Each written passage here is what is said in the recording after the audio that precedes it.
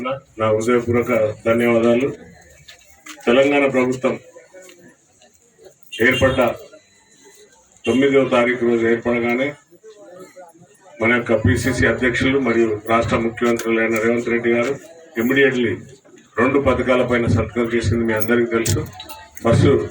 ఉచిత బస్సు ప్రయాణం మా మహిళాని భావిస్తున్నా. ఎక్కారామా బస్సులో? ఫ్రీగా బస్సు ఎక్కారా? ఓకే. నిన్న కూడా నేను వస్తూ అక్కడ బస్సు ఆగి ఉంటే అందులో ఎక్కిన అందరు అమ్మలు చెల్లెలు అక్కలు ఉంటే ఎక్కాను. మంచి నాణ్యతమైన విద్య దొరకాలంటే మన ప్రైవేట్ స్కూల్లో ఓన్లీ పై మెరుగులు ఉంటాయి తప్ప దయచేసి నెక్స్ట్ అకాడమిక్ ఇయర్ లో అంటే వచ్చే సంవత్సరంలో పిల్లలను మన స్కూల్లోనే జాయిన్ చేయండి. ఇంకా దానికి ఏ విధంగా ప్రభుత్వ తరఫు నుండి ఏం చేయాలో చేసి నేను ఆ స్కూల్ను, ఎందుకంటే చాలా విశాలమైన స్కూల్ మంచిగా ఉంది, మన పిల్లలను మన స్కూల్లో వేసే విధంగా అంటే చాలా సంతోషంగా ఉంది సార్. మీ అంతా వెమ్లవాడ పోతాను కానీ మా ఆయనకు టికెట్ కొట్టిండు అని అన్నారు. ఆమెకు 2 పిల్లలు ఆడపిల్లలు ఉన్నారు, వారికి టికెట్ లేదు. చెప్పినా మరి ఫ్రీగా ఉంటే కష్టం కదమ్మా, మరి ఆయనకు కూడా అంటే మా ఆయనకు కూడా ఫ్రీగా ఉంటే బాగుంది సార్, మొగోళ్ళకు కూడా అన్నారు. మరి మొగోళ్ళకు ఫ్రీగా ఇస్తే కష్టం అమ్మా, బెల్ట్ షాప్ ఎక్కడ ఉన్నది, వైన్ షాప్ ఎక్కడ ఉన్నది అని పరిగెత్తుతారు బస్ ఎక్కి అని అంటే జోక్ చేసిన, సీరియస్ గా తీసుకోకండి అంటే అమ్మ నవ్వింది చాలాసేపు.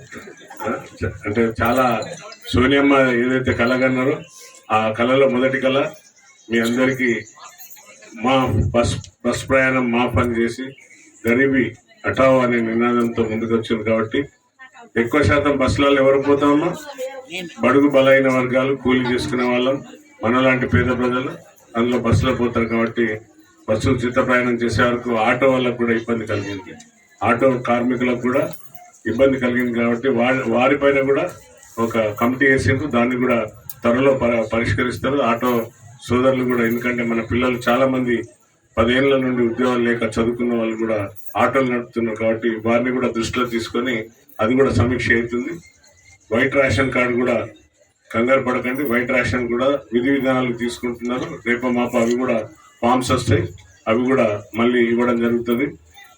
మీరు ఎవరు కూడా మీ అందరికి ఒక్కటే నేను విన్నపం, ఈ ఫామ్లు దొరకలేదని ఎవ్వరు బాధపడకండి, మీ ఇంటికి వస్తాయి ఫామ్లు. ఒకటి.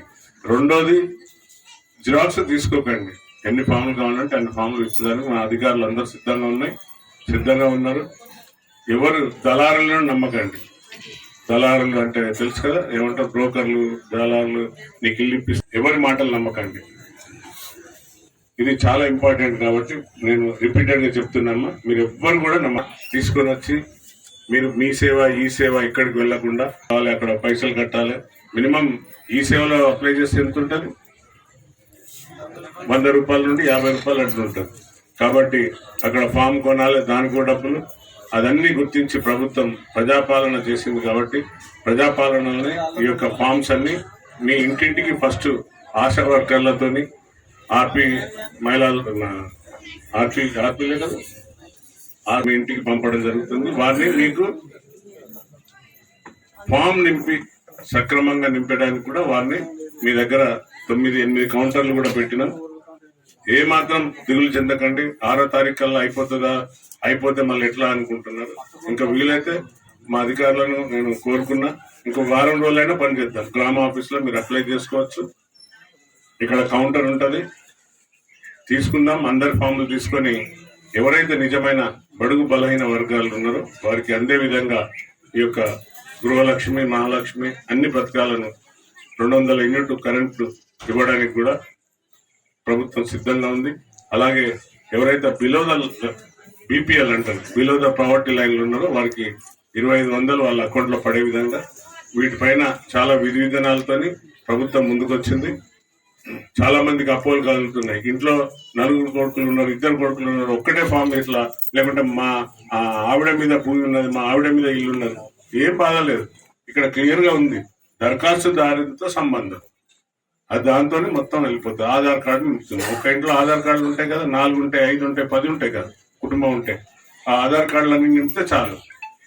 భర్త పేరుంది అనుకో, భార్య పేరు కింద వస్తుంది ఇమీడియట్లీ. భార్య, ఆమెకు సంబంధం ఏంటిదని రాస్తాం మనం, భార్య అని రాస్తాం. చెల్లి అయితే చెల్లి అని రాస్తాం, బిడ్డ అయితే బిడ్డ అని రాస్తాం. కొడుకు అయితే కొడుకు భార్య అంటే కొడుకు భార్య పేరు వస్తుంది, ఆమె ఆధార్ కార్డు కూడా వస్తుంది. ఒక్క ఫామే చాలు, 4 ఫామ్ కావాలి. మా ఇంట్లో 4 ఉన్నారని మీరేం కంగారు పడకండి. మీకు అంత అనుమానం డౌట్ ఉంటే ఇంకా ఇద్దాం ఫామ్స్, అంతే కదా ఎంపీ గారు, ఎంఆర్ఓ గారు. సో ఎలాంటి మీరు చాలా మంది చాలా విధాలుగా మాట్లాడుతున్నారు. అసలు ఈ ప్రభుత్వం చేస్తుందా లేదా అనే అనుమానాలు కూడా ఉన్నాయి. చేస్తారు. కాంగ్రెస్ ప్రభుత్వం మాట ఇచ్చిందంటే మడవ తిప్పది. తప్పనిసరిగా బిలో ద పావర్టీ లైన్ ఉన్న వారికి అందరికి కూడా ఈ ప్రభుత్వం ఇచ్చేదానికి సిద్ధంగా ఉన్నది.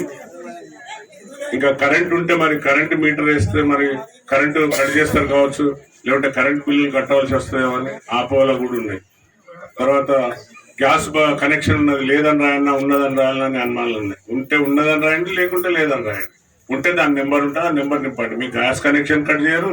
పింఛన్ ఉంటే పింఛన్ ఉన్నదని రాయండి, ఉన్నదా లేదా, లేదంటే లేదు, ఉన్నదంటే ఉన్నది. అలా మీకు పింఛన్ ఉన్నదని రాస్తే అయ్యో మరి నాకు పింఛన్ వస్తుందో రాదో, కట్ చేస్తారేమో, రాకుండా చేస్తారేమో అని ఏ మాత్రం భయపడదు. గతంలో కూడా ఓటేస్తేనే మీకు పెన్షన్ వస్తుందని బెదిరించారు, అట్లా కూడా భయపడకండి. మీకు పెన్షన్ ఉన్న వాళ్ళకి పెన్షన్ ఉంటుంది, ఇంకా అధికంగా వస్తుంది పెన్షన్ వాళ్ళకు. తప్పనిసరిగా వీటన్నింటిని విచారించి ప్రభుత్వం ఒక విధి విధానాలు తయారు చేసుకొని ఈ నింపేటప్పుడు మాత్రం చాలా జాగ్రత్తగా నింపాలి. తర్వాత కౌలు రైతులు ఎట్లా అని అనుమానం ఉన్నది. కౌలు రైతుకు సర్వే నెంబర్ ఉండదనే అనుమానం ఉన్నది. దానిపైన కూడా ఏం భయపడకండి. మీరు ఒక పత్రం రాసుకుంటారు, అగ్రిమెంట్ పత్రం. ఆ అగ్రిమెంట్ పత్రం జత చేస్తే ఎంఆర్ఓ గారు వాటిని చూసుకుంటారు, ఆర్ఐ గారు ఉంటారు, వాళ్ళందరూ చూస్తారు ఎవరితోని ఈయన అగ్రిమెంట్ అయ్యిందో. ఆ రైతు పేరు ఉంటుంది, ఆ రైతు సంబంధించిన సర్వే నెంబర్ ఉంటారు, నింపుతారు. కౌలు రైతా అనేది అక్కడ కూడా క్లారిటీగా ఉంటుంది. సో చాలా అందరికీ ఈ యొక్క చిన్న చిన్న సందేహాలను తీర్చవలసిన బాధ్యత మా అధికారులపై ఉంది. తప్పనిసరిగా ఈ అధికారులందరూ కూడా మీకు క్లుప్తంగా వివరించి రాస్తారమ్మా. మీరేమి కంగారు పడకండి. అందరికి కూడా పింఛన్ వస్తుంది, పింఛన్ లేని వారికి పింఛన్ వస్తుంది, ఇల్లు లేని వారికి ఇల్లు వస్తుంది. జాగా ఇల్లు లేకుండా ఉన్న కిరాయికి ఉన్నారని కొందరు నా దృష్టికి వచ్చింది. ఇప్పుడు అన్నం తింటుంటే అమ్మ అయ్యా నాకు అసలు కిరాయికి ఉన్నాం, ఇల్లు జాగా లేదు, ఇల్లు లేదని చెప్పిండ్రు ఒక మహిళ. తప్పనిసరిగా వారిని కూడా గుర్తించి వారికి ఇల్లు ఇవ్వడానికి 250 గజాలు భూస్థలం సేకరణ అంటే భూమి సేకరించి కట్టేయడానికి కూడా ప్రభుత్వం సిద్ధంగా ఉంది. అట్లనే ఎవరైతే ఉద్యమకారులు ఉన్నారో, ఉద్యమకారులు జైలుకు పోతే ఆ జైలు క్రైమ్ నెంబర్ ఉంటుంది, సంఖ్య ఉంటుంది, అది కూడా నింపండి. తప్పనిసరిగా వారిపైన కూడా ప్రభుత్వం దృష్టి పెట్టింది. ఉద్యమకారులను కూడా ఎక్కడ కూడా కించపరిచే విధంగా కానీ ఏ విధంగా కానీ ప్రభుత్వం అన్ని విధాలు ఆదుకునే విధంగా వరకు రోడ్ అన్నాడు తమ్ముడు. ఉప్పరపల్లి వరకు రోడ్ అడిగినాం. ఓకే, ఈ 2 ముఖ్యమన్నాం. తప్పనిసరిగా వీటిపైన కూడా నేను అధికారులతో రిపోర్ట్ తెప్పించుకొని చేస్తాను. సో ఇంత మంచి ఎందుకంటే మీరందరూ ఆశీర్వదించారు కాబట్టి నేను ఈరోజు గెలిచి మళ్ళీ మీ గ్రామానికి వచ్చిన కాబట్టి తప్పనిసరిగా నాయకునిగా కాకుండా సేవకునిగా ఉంటానని మళ్ళొకసారి చెప్తున్నా. ప్రతి గ్రామానికి మళ్ళీ వస్తాను. మళ్ళీ వీటిపైన సమీక్షించి అధికారులతో తప్పనిసరిగా మన గ్రామానికి ఏం కావాలనో అవన్నీ చేసే దిశగా వెళ్తానని మాటిస్తూ ఈ యొక్క సమయం ఇచ్చిన అందరికీ, అధికారులకు మరియు ప్రజలందరికీ పేరు పేరున నా హృదయపూర్వక ధన్యవాదాలు చెప్తూ ముగిస్తున్నా. జై హింద్, జై కాంగ్రెస్. మరిన్ని వీడియోస్ కోసం ఛానల్ ని సబ్స్క్రైబ్ చేయండి, లేటెస్ట్ అప్డేట్స్ కోసం వాట్సాప్ ఛానల్ ని ఫాలో చేయండి అండ్ లింక్ డిస్క్రిప్షన్ లో ఉంది.